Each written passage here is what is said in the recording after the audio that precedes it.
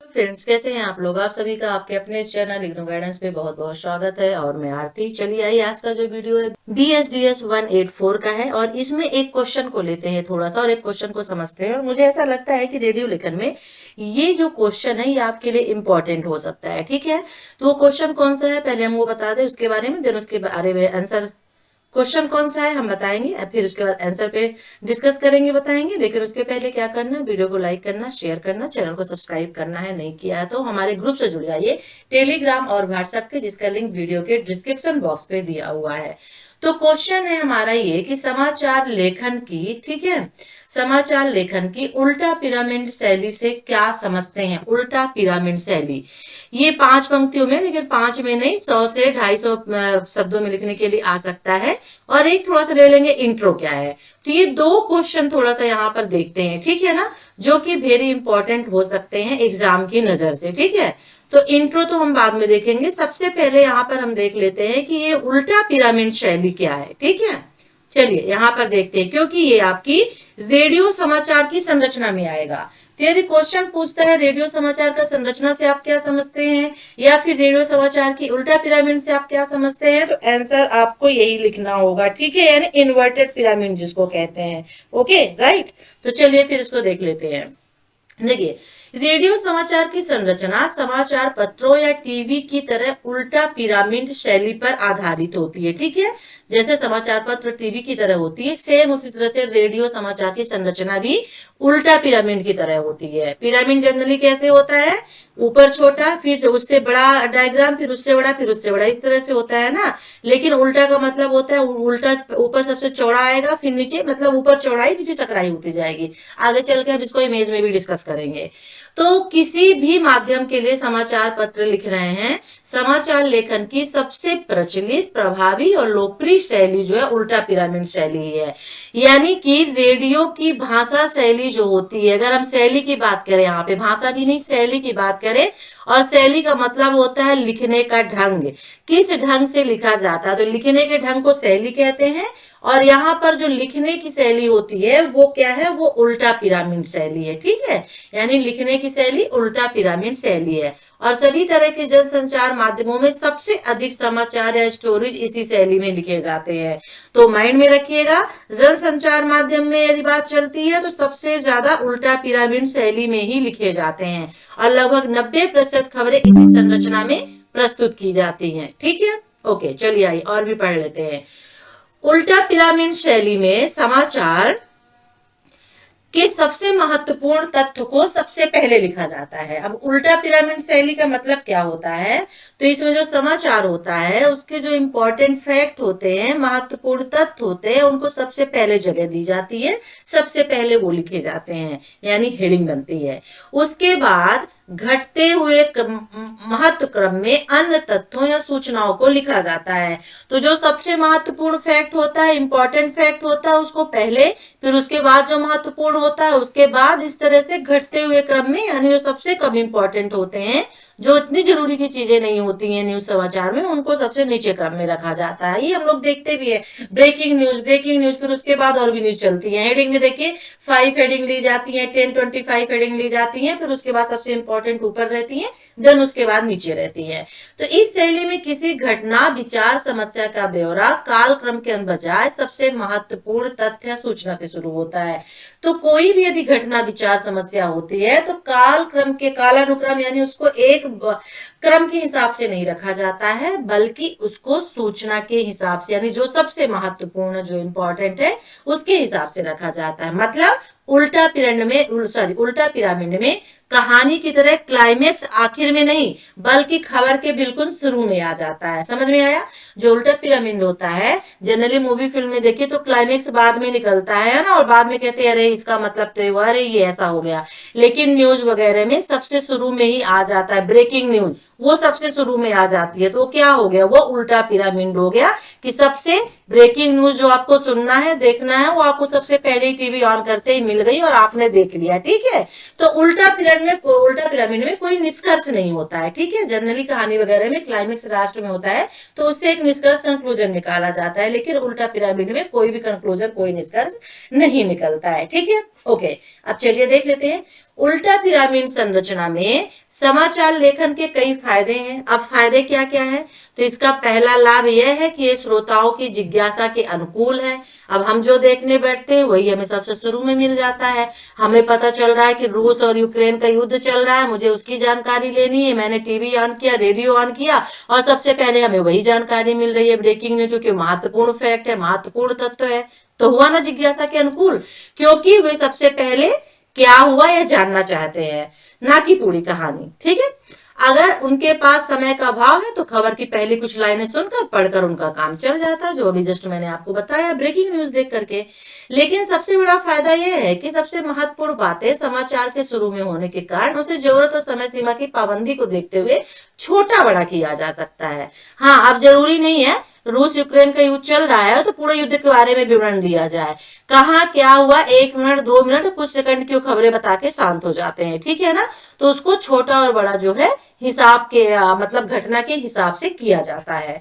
और इससे radio bulletin के संपादक को बहुत सहूलियत होती है। इतना समझ में आ गया ना कि उल्टा पिरामिड क्या कहलाता है। बस ब्रेकिंग न्यूज सामने रखिएगा माइंड में, तो आप लिख लेंगे इसको। ठीक है, तो ये लाभ इसके हो गए, यानी इसकी विशेषताएं हो गई। अब देखिए, उल्टा पिरामिड के तहत समाचार को 3 हिस्सों में विभाजित किया जाता है। अब चलिए यहाँ पे इंट्रो पढ़ लेते हैं, इंट्रो इसी में शामिल कर लेते हैं कि इंट्रो क्या कहलाता है, यानी लीड जिसको बोलते हैं। ठीक है ना, तो उल्टा पिरामिड के तहत समाचार को 3 हिस्सों में विभाजित किया जाता है। 3 हिस्से कौन से हैं? तो पहला इंट्रो हो गया, जिसे इंट्रोडक्शन मेन बोलते हैं, लीड, दूसरा बॉडी हो गया और तीसरा समापन यानी इंड हो गया। अब इसे एक एक करके समझ लेते हैं। तो इसमें समाचार का इंट्रो या लीड जो होता है, जिसे हिंदी में मुखड़ा भी कहते हैं, जिसे ब्रेकिंग न्यूज, जिसे हेडलाइन कहते हैं। इंग्लिश में बोले तो हेडलाइन कहते हैं। 4 या 5 हेडलाइन होती है। ठीक है, हिंदी में मुखड़ा होता है और सबसे महत्वपूर्ण भी होता है। तो ये समाचार की पहली या 1-2 लाइनों को कहा जाता है। ठीक है, और इसके बाद बॉडी में समाचार के विस्तृत ब्यौरे को घटते हुए क्रम में महत्व दिया जाता है। फिर बोलते हैं कि आइए मुख्य समाचार देख लेते हैं, 4-5 हेडलाइन रखते हैं, फिर उसके बाद बोलेंगे चले आइए विस्तार से समाचार को देखते हैं। तो फिर जो कम महत्व वाले समाचार होते हैं उनको फिर बताना शुरू कर देते हैं। ठीक है, ओके। हालांकि उल्टा पिरामिड में अलग से समापन जैसी कोई चीज नहीं होती है और यहाँ पर जो सूचनाएं दी जाती है वो खबर पूरी हो जाती है, यानी कि समापन कुछ नहीं होता, जितनी सूचनाएं होती है उतनी वहां पे दे दी जाती है।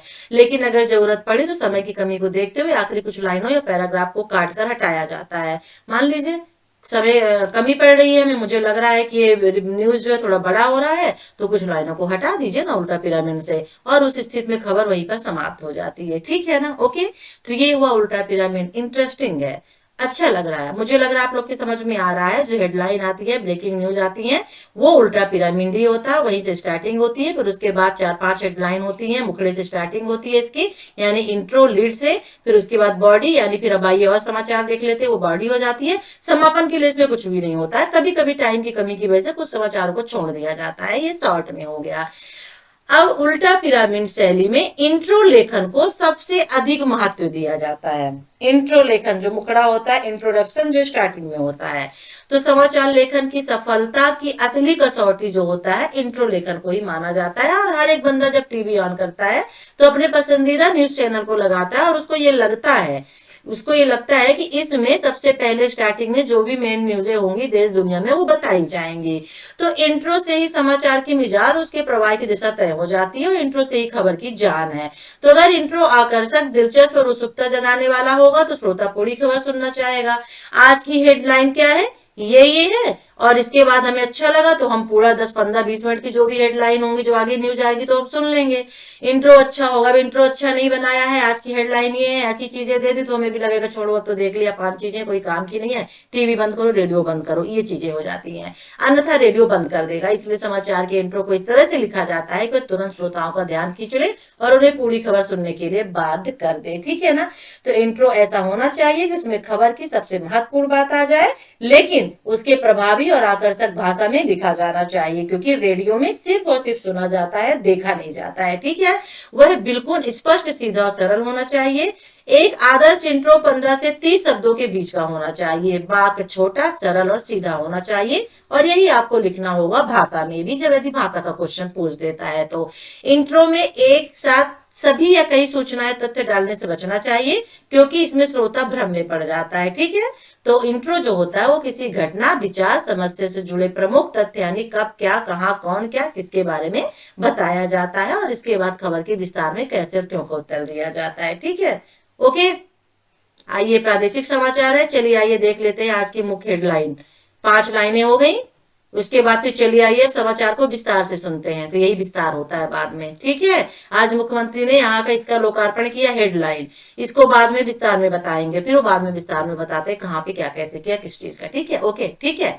अब रेडियो समाचार के एक इंट्रो पर गौर कर लेते हैं। जैसे उत्तर प्रदेश के उन्नाव जिलों में, हो सकता है इंट्रो लिखने के लिए आ जाए आपको एग्जाम में, इसलिए मैं बता रही हूँ।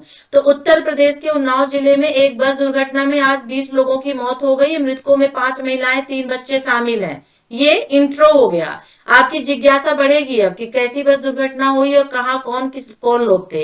एक और उदाहरण, महाराष्ट्र में बाढ़ का संकट गहराता जा रहा है। राज्य में बाढ़ से मरने वालों की संख्या बढ़कर 465 हो गई। लेटेस्ट ले लीजिए कि रूस और यूक्रेन के झगड़े में 400 लोगों की मौत हुई।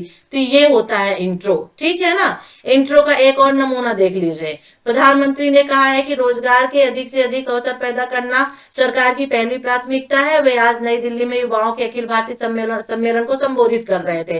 तो इंट्रो कई तरह से लिखा जा सकता है, लेकिन एक अच्छे और प्रभावी इंट्रो की खासियत यही होती है कि वो आसानी से समझ में आ जाए, उसकी भाषा शैली समझ में आ जाए। तो इंट्रो को 3 प्रकार से इस्तेमाल कर सकते हैं, यानी इंट्रो 3 तरह का होता है। एक सारांश इंट्रो होता है, यानी अधिकांश इंट्रो इसी शैली में लिखे जाते हैं, जैसा कि नाम से स्पष्ट है। सारांश यानी संक्षिप्त, कम, कब, क्या, कहाँ का उत्तर दिया जाता है। इस इंट्रो में उन खबरों के साथ बहुत अनुकूल और कारगर बैठता है जहां पर केंद्रित टीम नाटकीय हो और एक साथ कई अंतर विरोधी तथ्य ना हो। ठीक है, ये हो गया सारांश इंट्रो। फिर छतरी इंट्रो, जब किसी खबर में कई महत्वपूर्ण तथ्य हो और यहाँ तय करना मुश्किल हो रहा हो कि किसे प्राथमिकता दी जाए। बहुत सारी हेडलाइंस आ रही, बहुत सारी ब्रेकिंग न्यूज आ गई, 2-4 हो गई ब्रेक, अब उसको इंट्रो में किसको सबसे पहले जगह दें।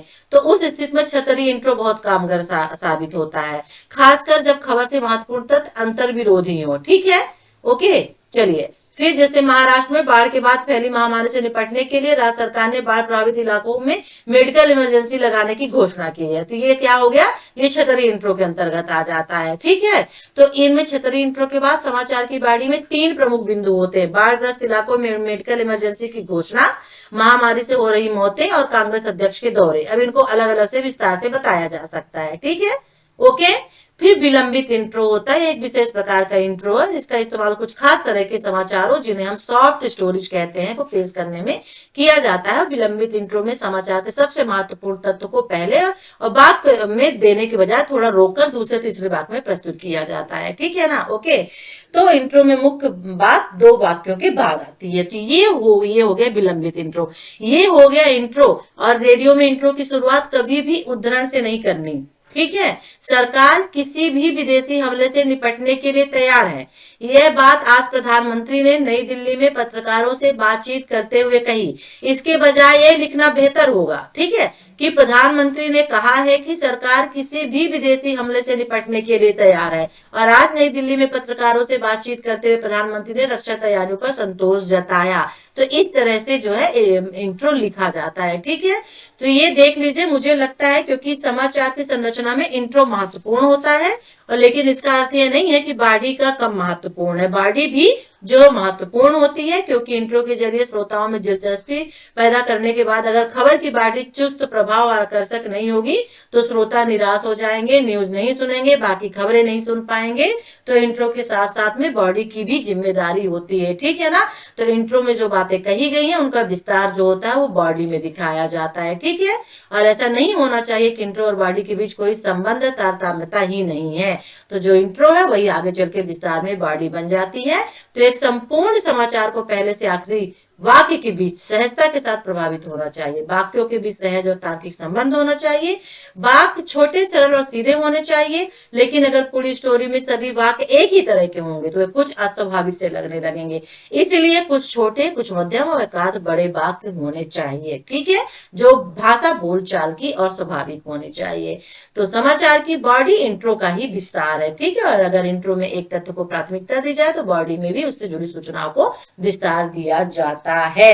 तो ये वेरी इंपॉर्टेंट बनता है आपके लिए। इंट्रो, इंट्रो तो समाचार लेखन की उल्टा पिरामिड शैली और इंट्रो हो गया, ये रह गया था इस वीडियो में, कोई बात नहीं, बुनियादी बातें तो हम आपको बता ही दिए। समाचार लेखन के लिए साफ सुथरी टाइप कॉपी होना चाहिए, ठीक है, इतना इंपॉर्टेंट मुझे नहीं लगा। हेडलाइन, संदर्भ, संक्षिप्तकार, समाससूचक शब्दों का प्रयोग यहाँ पे होना चाहिए। भाषा शैली हम ऑलरेडी पढ़ा चुके हैं। अब हम लेंगे यहाँ पर नेक्स्ट यूनिट, जिसको हम दूसरे वीडियो में लेंगे, ठीक है ना। ये वीडियो ऑलरेडी हो चुका है, मुझसे ये चीज रह गई थी, इसलिए मैंने कही आपको बता दूं, क्योंकि इंपॉर्टेंट क्वेश्चन हो सकता है आपका। इंट्रो क्या कहलाता है, उल्टा पिरामिड क्या कहलाता है, थोड़ा उल्टा पिरामिड को और भी देख लेते हैं, ठीक है। ओके, तो देखिए ये होता है उल्टा पिरामिड, ठीक है। मैंने कहा था ना पिरामिड कैसे होता है, ऊपर सकरा होता है, फिर उससे चौड़ा, फिर उससे चौड़ा, फिर उससे चौड़ा। लेकिन जो उल्टा पिरामिड होता है वो किस तरह का होता है, ऊपर सकरा रहेगा, फिर थोड़ा उससे कम चौड़ा, फिर उससे और कम चौड़ा, फिर नीचे बिल्कुल सकरा रहेगा। यानी ऊपर चौड़ाई का मतलब ये होता है कि यहाँ पे अत्यधिक महत्वपूर्ण खबरें रखी जा रही हैं, जिसे हम इंट्रो बोलते हैं, ठीक है।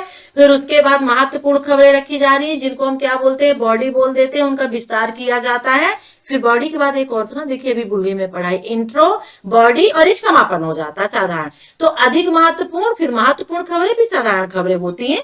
तो इस तरह से ये उल्टा पिरामिड है। ये बॉडी से आप इंट्रो हम नहीं कह सकते, सॉरी इंट्रो नहीं, ये पिरामिड है। तो उल्टा पिरामिड में सबसे महत्वपूर्ण खबरें, फिर उसके बाद जो कुछ खबरें होती हैं विस्तार उनका होता है, फिर वो खबरें होती हैं, फिर साधारण खबरें होती है, ठीक है। तो ये होता है उल्टा पिरामिड शैली, ठीक है। तो लेखन की ऐसी शैली है जिसमें सभी महत्वपूर्ण बिंदुओं जैसे कौन, कब, क्या, कैसे के बारे में पहले से लिखा जाता है और बाद में समाचार से जुड़ी हुई अन्य जानकारियों को लिखा जाता है, और जिस समाचार पढ़ने वाला व्यक्ति समाचार को जल्दी से क्या करे, समझ सके, ठीक है। नाम से पता चलता है कि उल्टा पिरामिड एक लेख संरचना है जो उल्टा है और शुरुआत में ही किसी विषय के बारे में सबसे महत्वपूर्ण जानकारी और सामग्री से शुरू होता है। इसकी थोड़ी विशेषता देख लेते हैं उल्टा पिरामिड की, हो सकता है एग्जाम में आ जाए। यह कार्य प्रणाली पत्रकारों और लेखकों को एक स्पष्ट संरचना देती है, ठीक है। आपको दिख रही है ना कि यह कार्य प्रणाली पत्रकारों और लेखकों को एक स्पष्ट संरचना देती है, जिससे उसे आकर्षक लेखक सामग्री बनाने में मदद मिलती है। यह पाठकों को किसी भी समय कहानी को पढ़ने और बंद करने की अनुमति देता है और फिर भी विषय की अच्छी समझ प्रदान करता है। पाठकों को कहानी के प्रति संतुलित दृष्टिकोण देने में उल्टा पिरामिड शैली सक्षम होता है। यह पाठकों को उसकी आवश्यक जानकारी को जल्दी से ढूंढने में सुविधा देता है। यह कहानी की प्रगति के रूप में कम महत्वपूर्ण विवरणों को नीचे देती है, और उल्टा पिरामिड शैली लंबी जानकारी को आकर्षक और दिलचस्प टुकड़ों में संग्रहित करके एक शानदार तरीका है जिससे हर कोई आनंद ले सकता है। यह लेख में मौजूद महत्वपूर्ण जानकारी को लगभग हाईलाइट कर देता है, जिससे पढ़ने में आसानी होती है। ओके, तो चलिए नेक्स्ट वीडियो में हम मिलेंगे, जो हम जिसमें घोषणा, कंपेयरिंग, वार्ता, भेंट वार्ता, परिचर्चा और वार्तालाप लेंगे। तो वीडियो अच्छे लगे तो लाइक करिए, शेयर करिए, चैनल को सब्सक्राइब कर लीजिए नहीं किया है तो, ठीक है। और ग्रुप से जुड़ जाइए, आपको पता ही वीडियो के डिस्क्रिप्शन बॉक्स पे लिंक दिया हुआ है ग्रुप का। Take care, bye.